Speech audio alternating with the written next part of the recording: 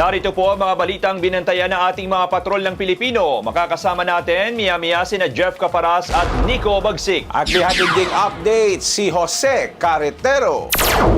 Sa oras nating 6:04, simulan po natin ang mga saktong balita ngayong umaga sa kwentong ito.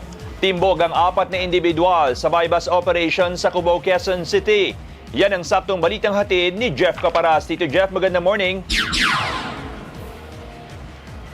Magandang morning, Tito Johnson. Isa sa naaresto ay babae na nakulong na rin kaugnay ng ilegal na droga noong September 2020. Yung live-in partner niya nakasama rin sa naaresto, balik selda ulit matapos na makulong din noong Hunyo 2020. Kakalabas lang ng kulungan ng dalawa noong nakaraang taon at pagkalaya, balik ulit sa pagbebenta ng ilegal na gamot. Yung isang parakyano nila 2019, nahuli na rin sa isang bypass operation. Ang 4 na sospek ay mga residente ng San Martin de Porres sa Cubao kung saan ikinasa ang bypass operation. Na-recover sa mga sospek ang 5 sachet na hinihinalang shabu, bypass money at cellphone. Aabot sa 12 gramo ng hinihinalang shabu ang nakumpiska ng otoridad.